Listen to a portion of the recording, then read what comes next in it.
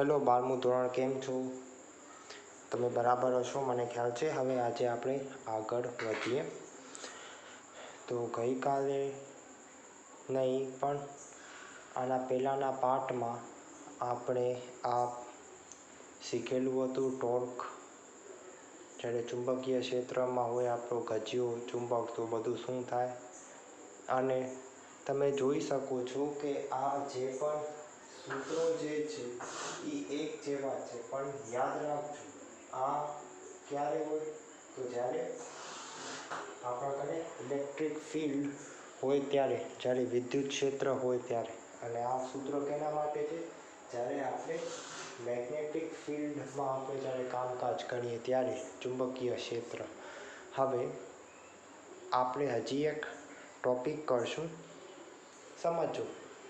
હવે હા, તો તમને એ પણ ખબર છે કે જેમ ડાયપોલમાં જો અહીંયા કેવું બળ લાગશે, -QE જેવું બળ લાગશે, અને અહીંયા કેવું બળ લાગશે, +QE જેવું બળ લાગશે. તો આના કારણે બળ યુગ્મ આવે, જેને આપણે કપલ કહીએ, જેના કારણે ટોર્ક લાગે. આપણે એ ખ્યાલ છે. એવી જ રીતે આનામાં પણ એવી જ રીતે બે બળો લાગશે, બરાબર, જેના કારણે આપણે ટોર્ક સમજતા હતા. હવે આપણે સ્થિતિ ઊર્જાને પકડીએ. કેને પકડીએ? સ્થિતિ ઊર્જા. સમજો, એકદમ ઇન્ટરેસ્ટિંગ ટોપિક છે અને એકદમ ઇઝી છે.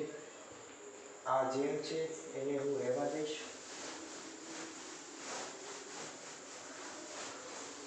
તમે જરાક ધ્યાનથી સમજજો.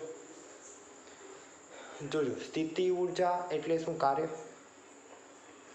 એટલે તમને ખ્યાલ છે વિદ્યુત ક્ષેત્રમાં આપણે સ્થિતિ ઊર્જાનું શું આવ્યું હતું? -P⋅E સ્થિતિ ઊર્જાનું હતું. ઓકે, તો હવે આ વિદ્યુત ક્ષેત્રમાં છે. ચુંબકીય ક્ષેત્રમાં શું આવશે? U બરાબર શું આવવું જોઈએ? આ શું છે? વિદ્યુત ડાયપોલ, બરાબર, ઇલેક્ટ્રિકલ ડાયપોલની ચાકમાત્ર છે. તો અહીંયા શું હશે? બોલો બોલો. હા, એમ ચુંબકીય ડાયપોલની ચાકમાત્ર m⋅ આવવું જોઈએ જવાબ. બરાબર, એકદમ સરખાવજો સૂત્રને, તમને સૂત્ર તરત યાદ રહી જશે. એકદમ સહેલું છે. હવે આ આવ્યો કેવી રીતે, શું છે? અને માની લો આપણું આ ડાયપોલ જે છે આ θ1 માટે છે. શેના માટે છે? θ1. માની લો તમને આને રોટેટ કરવો છે, આને ફરાવવો છે, બીજા કોણ ઉપર લઈ આવવો છે, કહી દો θ2. તો બધું શું થશે એ આપણે આનામાં શીખશું. જોજો, સમજજો ધ્યાનથી. આનું સૂત્ર કેવી રીતે આપણે મેળવશું. જો કાર્ય શું થાય, કાર્યનો આ એકદમ બેઝિક સૂત્ર છે. એકદમ બેઝિક, જે આપણે તમે 11માં રટેલો હશે. બરાબર છો, તમે સાચા છો. હવે અહીંયા આપણે ચાક ગતિ જેવું આપણું કામકાજ છે. એટલે Fની જગ્યાએ શું આવશે? ટોર્ક આવશે. અને સ્થાનાંતરની જગ્યાએ શું આવશે? કોણીય સ્થાનાંતર આવશે. કોણીય સ્થાનાંતર આપણે કેને કહીએ? θ. બરાબર. અને તો dw શું આવશે આપણું? ટાઉ ડોટ dθ આવશે. બરાબર. હવે ટોર્ક આપણો કેટલો આવે? m×b છે. તો ટોર્ક શું આવશે આપણો? mb sin θ. તો કેવો આવશે? mb sin θ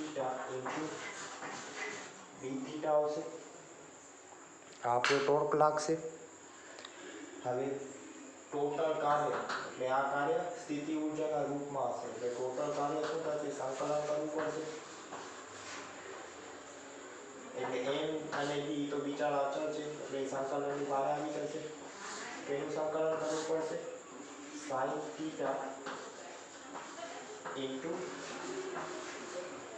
dθ નું સંકલન કરવું પડશે.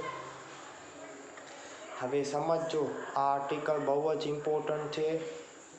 બોર્ડમાં પણ આના ઉપર પ્રશ્ન પૂછાય છે. માની લો તમને આને રોટેટ કરવું છે. કોણ છે θ1 થી θ2, θ1 થી θ2 તમને એને રોટેટ કરાવવું છે. તો જોઈએ શું થાય.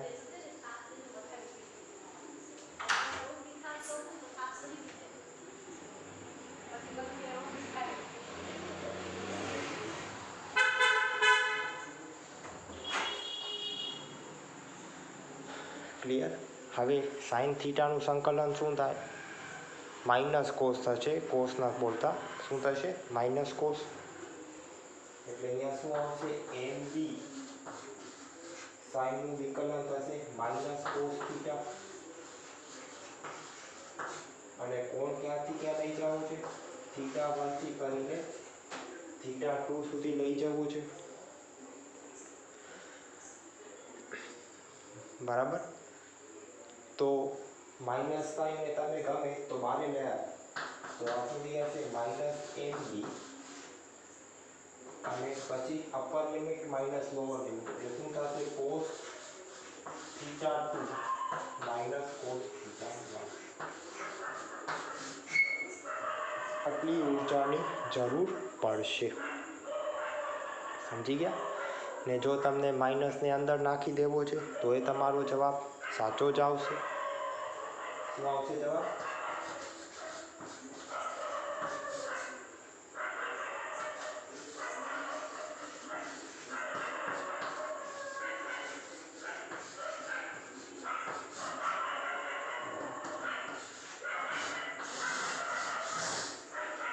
એટલે જો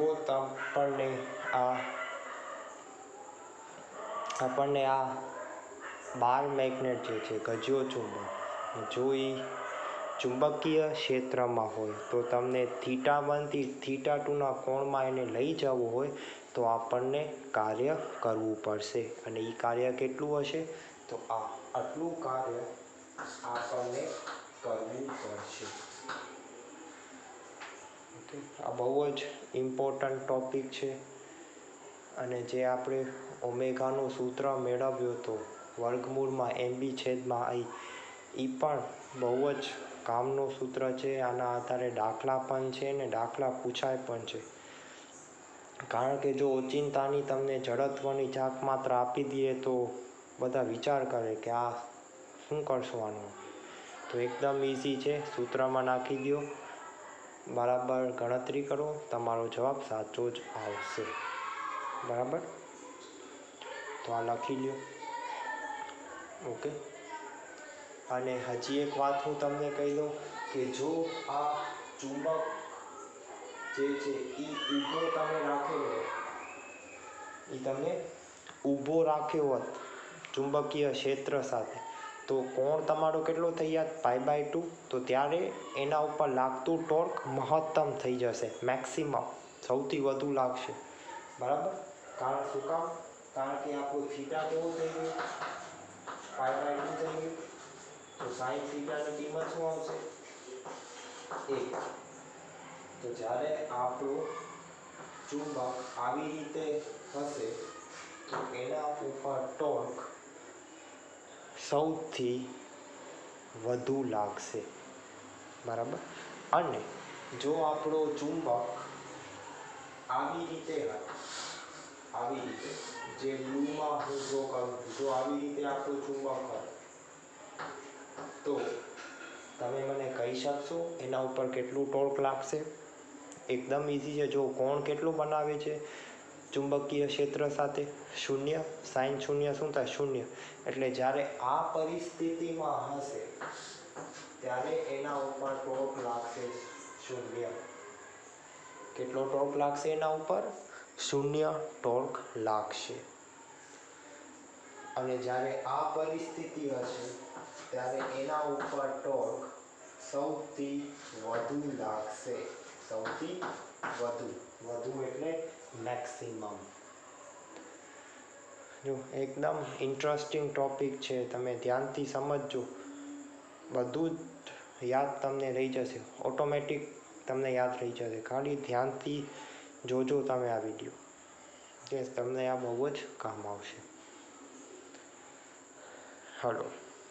હવે હું આ બધું ઇરેઝ કરી નાખીશ, કારણ કે મને આગળ વધવું છે.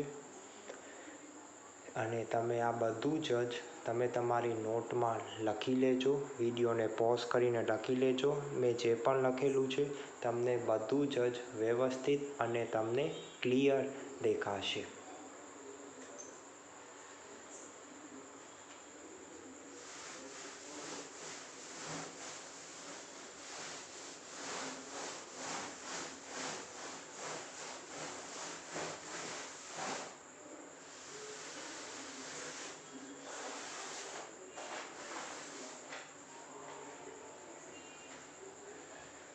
જો હવે મારો આગળનો ટોપિક છે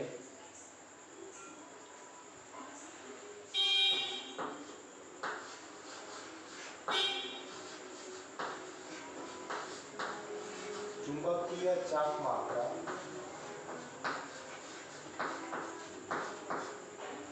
ઇલેક્ટ્રોનના કારણે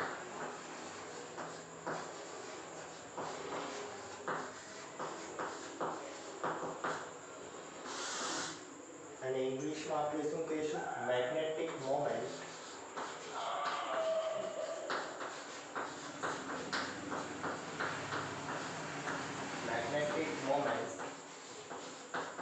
due to electron.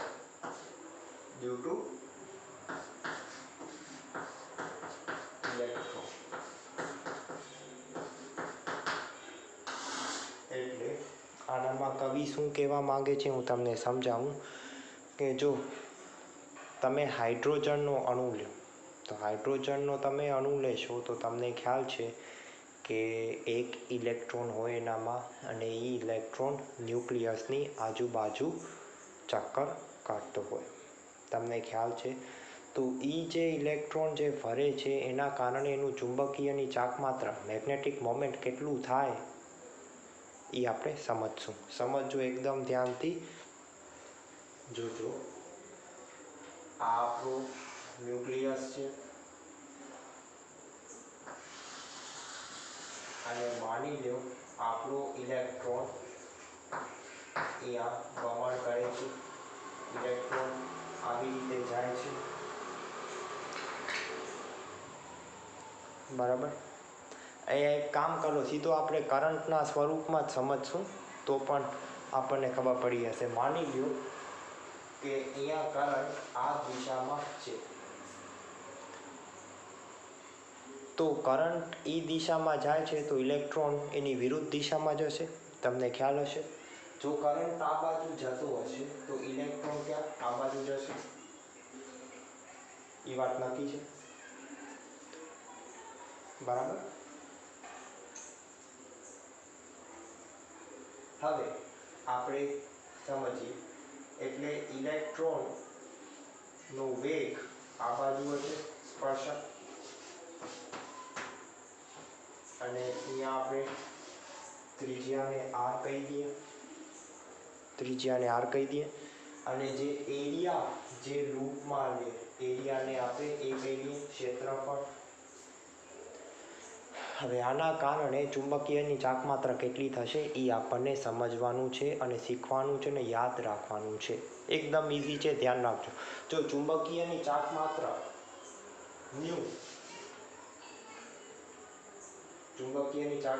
મ્યુનું સૂત્ર શું છે? I ઇન્ટુ એ. જો કે એનું સૂત્ર શું છે? ચુંબકીયની ચાકમાત્રા NI. n કેટલા છે? નંબર ઓફ ટર્ન્સ, કેટલા આટા છે એનામાં. હવે માની લો આ આટો એક લઈ લીધો તો શું થશે? I ઇન્ટુ એ. તો આપણે કરંટ વિદ્યુત પ્રવાહનું મૂલ્ય આપણને શોધવું પડશે. તો ચલો આપણે શોધીએ. હવે જો કરંટનું સૂત્ર શું છે સમજવું ત્યાંથી. I બરાબર Q/T, એટલે અહીંયા શું છે? E/T. T શું છે? આવૃતકાળ છે. શું છે? આવૃતકાળ. એટલે આને હું લખી શકું I બરાબર E ઇન્ટુ F, જ્યાં F આવૃત્તિ છે. F શું છે? આવૃત્તિ. F શું છે આપણું? આવૃત્તિ. હવે મને ઓમેગાનું સૂત્ર ખ્યાલ છે. 2πf કોણીય આવૃત્તિ, તો f શું થશે ઓમેગા છેદમાં 2π, એટલે અહીંયા શું થશે ઓમેગા છેદમાં 2π. હવે તમે સાફ સાફ જોઈ શકો છો કે અહીંયા મેં રેખીય વેગની વાત કરી છે, અહીંયા આપણો આ કોણીયની વાત છે. આ બધી કેવી વાત છે? કોણીયની વાતચીત કરવામાં આવે છે બધી. અને આ શું છે? રેખીય છે. હવે તમને રેખીય વેગ અને કોણીય વેગ વચ્ચેનો સંબંધ ખ્યાલ હશે. એકદમ સરળ છે. શું છે સંબંધ? v બરાબર r ઓમેગા, એટલે ઓમેગા બરાબર શું થશે v બાય r, નાખી દો આનો, એટલે i બરાબર શું થશે v છેદમાં 2π r. કરંટ આપણને મળી ગયો, વિદ્યુત પ્રવાહ. હવે આપણા પહેલા સૂત્રમાંથી આવીએ તો મ્યુ શું થશે i ઇન્ટુ એ, કરંટનું મૂલ્ય કેટલું આવ્યું e ઇન્ટુ v છેદમાં 2π r, અને ક્ષેત્રફળ કેટલું છે પાય r સ્ક્વેર. કેટલું છે પાય r સ્ક્વેર. પાય પાય ઉડી જશે, એક r r ઉડી જશે, એટલે શું થશે આ EVR છેદમાં 2. એટલે ચુંબકીયની ચાર્જ માત્રા કેટલી આવશે EVR છેદમાં 2, જ્યાં v શું છે આપણો વેગ છે. શું છે? EV આપણો વેગ છે. હવે તમને ખ્યાલ છે કે કોણીય વેગમાં L એની કિંમત શું થાય mvr. શું થાય એની કિંમત mvr. સમજો એકદમ ધ્યાનથી. આને કહી દો સમીકરણ બીજો, આને કહી દો આ છે આપણું સમીકરણ પહેલું. હવે જો હું સમીકરણ 1 અને સમીકરણ 2 નો ગુણોત્તર લઈ લો, એટલે શું થશે u છેદમાં r, સોરી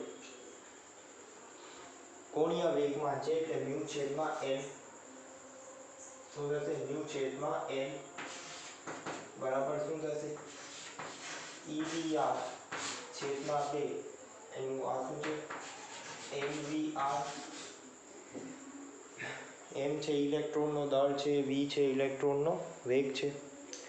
તો તમે જોઈ શકો છો સાફ સાફ કે vr અને vr ઉડી ગયા, એટલે mu બાય l ને શું કહેવાય e છેદમાં 2m. આને કહેવાય ગાયરોમેગ્નેટિક રેશિયો. ગુજરાતીમાં પણ એ જ કહેવાય. બહુ જ ઇમ્પોર્ટન્ટ છે. દાખલામાં આનું ઘડી ઘડી પૂછ્યા જ રાખે છે આ લોકો. આને શું કહેવાય ગાયરોમેગ્નેટિક રેશિયો. શું કહેવાય આને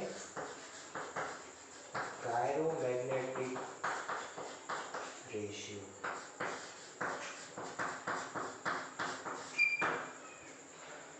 બરાબર, એકદમ ઇઝી છે. હવે આની કિંમત જ્યારે તમે મૂકશો વિદ્યુત ભાર, ઇલેક્ટ્રોન ઉપર વિદ્યુત ભાર કેટલો હોય જગ્યા નથી, તો તમે ઈનું મૂલ્ય લખજો 1.6 ગુણ્યા 10 ઉપર -19 અને ઇલેક્ટ્રોનનો દળ પણ ખ્યાલ હશે 9.1 ગુણ્યા 10 ઉપર -31 કિલોગ્રામ. એ બધી તમે વેલ્યુ મૂકશો તો આનો ગુણોત્તર આવશે 8.8 ગુણ્યા 10 ઉપર 10 આવશે. એકમ શું થશે કુલમ પ્રતિ મિલી. આ જે અચળાંક જે છે આ અચળાંકને કહેવાય ગાયરોમેગ્નેટિક રેશિયો. આ બહુ જ ઇમ્પોર્ટન્ટ ટોપિક છે ગાયરોમેગ્નેટિક રેશિયો. ખબર પડી ગઈ? એકદમ ઇઝી છે, ખાલી ધ્યાનથી સમજજો અને બધું જ વ્યવસ્થિત તમે લખી નાખજો.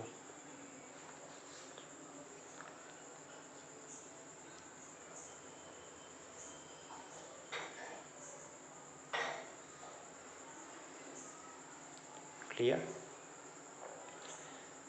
હવે હું 2 મિનિટ રહીને એકદમ નાનો આર્ટિકલ જે છે ગોસનો નિયમ પણ ચુંબકીય ક્ષેત્ર માટે કેટલો હોય હું તમને કરાવી દઈશ. એકદમ નાનો ટૉપિક છે અને એકદમ સરળ ટૉપિક છે, તરત જ તમને આવડી જશે.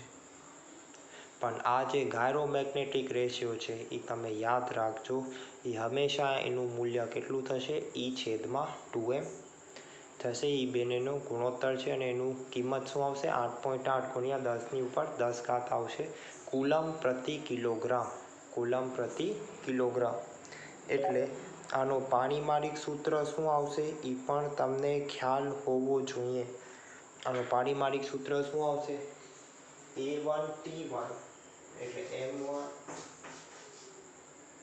A1T આ એનું પારિમાણિક સૂત્ર આવશે. કારણ કે કુલમને હું લખી શકું એમ્પિયર ગુણ્યા સેકન્ડ. I = Q/T. તો Q બરાબર શું થશે? I/T. હાલો, બરાબર, બધું જ વ્યવસ્થિત લખી નાખજો. બહુ જ કામની વસ્તુ છે આ. અને જો તમને કોણીય વેગમાનની દિશા તમને બતાવવી હોય તો તમે દિશા પણ બતાવી શકો. દિશા શું થશે? R×V. નીચે જવું પડશે. R×V એટલે ઉપર આવશે. R×V ઉપર. એટલે આ જે દિશા થશે એ કોણીય વેગમાનની થશે. કેની થશે? કોણીય વેગમાન ઉપર.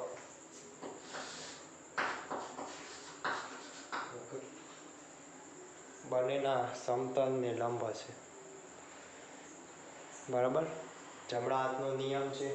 જો R×V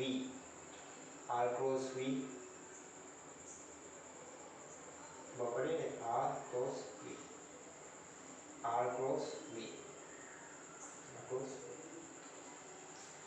તમે કરજો.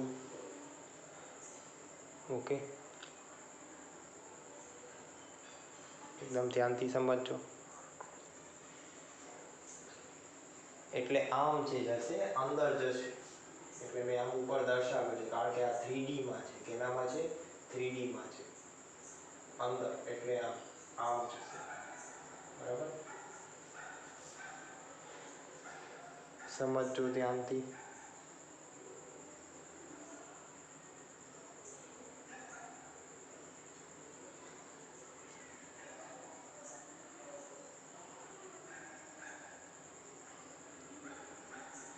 ઓકે, હવે એક ગોસનો નિયમ છે, એકદમ સરળ છે, એ હું કરી નાખું.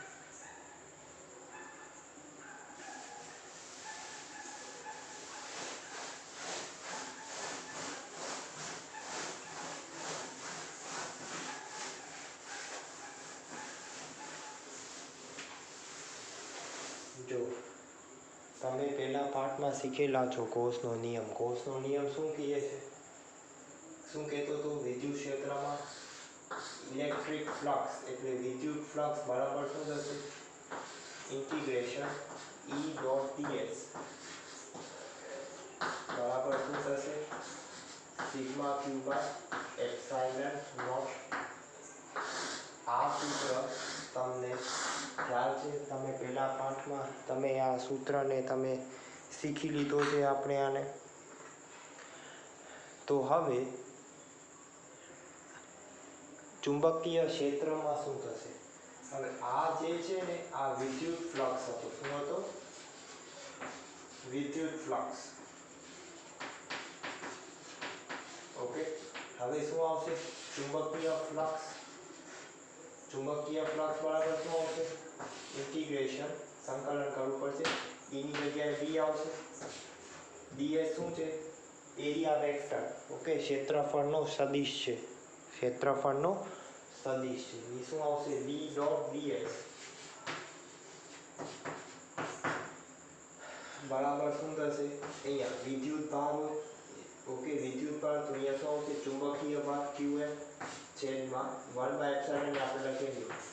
આવું આપણે લખી શકીએ. પણ જોજો, હવે હું તમને એક વાત કહું. માની લો તમારા કને આ ચુંબક છે. આની આ છે એનો નોર્થ અને આ છે એનો સાઉથ. N અને S ઉત્તર અને દક્ષિણ છે. હવે માની લો તમે આ મેગ્નેટને તમે અહીંયાથી તોડી નાખો, તમે અહીંયાથી ચુંબકને વચમાંથી કાપી નાખ્યું, તો હવે શું થશે? તો હવે અહીંયા જે તમે તોડ નાખ્યું, અહીંયા એનનો એન જ રહેશે. શું રહેશે? એનનો એન. પણ અહીંયા બીજો એસ ધ્રુવ આવી જશે. અહીંયા શું આવી જશે? એસ ધ્રુવ આવી જશે. અને એવી જ રીતે અહીંયા પાછો એન ધ્રુવ આવી જશે અને અહીંયા એસ ધ્રુવ આવી જશે. એનો મતલબ શું કે ચુંબકીય ભાર જે છે ને એ હંમેશા બે જ હોવા જોઈએ, કપલ જ હોવા જોઈએ. ઓકે, જેને આપણે કહીએ ને કપલ, હસબન્ડ એન્ડ વાઈફ સાથે સાથે જોઈએ, ફરવા પણ સાથે, એવી જ રીતે છે આ. ઓકે, ઉત્તર અને દક્ષિણ, નોર્થ પોલ અને સાઉથ પોલ. તો એનો મતલબ શું? એનો મતલબ શું કે માની લો કોઈ પણ તમારા ઘરે આ પદાર્થ છે, તો માની લો આ અહીંયા એની આ રેખાઓ જે છે ચુંબકીય રેખા છે. હવે આનો મતલબ એ કે જેટલી રેખા તમારી અંદર જશે એટલી જ રેખા બહારે આવશે. એનો મતલબ શું કે એનો જે ચુંબકીય ફ્લક્સ જે છે એ શૂન્ય થશે. શું થશે? શૂન્ય થશે. કારણ કે એકલો નોર્થ પોલ શક્ય નથી કે એકલો સાઉથ પોલ. ઓકે, એ શક્ય નથી. કારણ કે તમે મેગ્નેટને તોડી નાખશો તો પણ બે ધ્રુવ આવી જશે, ઉત્તર અને દક્ષિણ. એટલે એકલો ઉત્તર ધ્રુવ આપણને નથી મળતો અને દક્ષિણ ધ્રુવ પણ આપણને એકલો મળતો નથી. એના માટે આપણે લખી શકીએ, એના માટે આનું મૂલ્ય શું થઈ જશે? 0. એટલે આપણે લખી શકીએ કે ચુંબકીય ફ્લક્સ બરાબર શું થશે? સંકલન એનું B.ds આ બરાબર શું થશે? હંમેશા શૂન્ય થશે. શું થશે? હંમેશા શૂન્ય થશે. બરાબર. આ જે છે એ ચુંબકીય ક્ષેત્રની રેખાઓ છે. શું છે? ચુંબકીય ક્ષેત્રની રેખાઓ. ઓકે, એક વસ્તુ યાદ રાખજો તમે, જેટલી રેખાઓ અંદર જશે એટલી જ બહાર આવશે. એનો મતલબ શું કે વિદ્યુત ફ્લક્સ એને શૂન્ય કહેવાય. એને શું કહેવાય? વિદ્યુત ફ્લક્સ. સોરી, એટલે અહીંયા ચુંબકીય ફ્લક્સ છે, તો ટોટલ આપણો ચુંબકીય ફ્લક્સ અહીંયા શું થશે? શૂન્ય. જ્યારે તમે પહેલા પાઠમાં તમે વિદ્યુત ફ્લક્સ શીખ્યો હતો, ઇલેક્ટ્રિક ફ્લક્સ, તો એનામાં અમુક એની વેલ્યુ આવતી હતી, એ કિંમત આવતી હતી.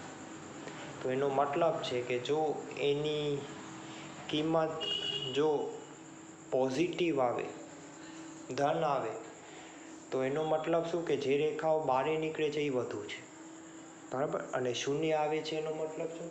જેટલી રેખાઓ અંદર જાય છે એટલી જ રેખાઓ બહાર જાય છે. એટલા માટે આપણે કહીએ કે ચુંબકીય ફ્લક્સ કેવું થશે? શૂન્ય. તો આ તો સિમ્પલ ગોસનો નિયમ. કારણ કે એના માટે ચુંબકીય ક્ષેત્ર માટે, મેગ્નેટિઝમ માટે.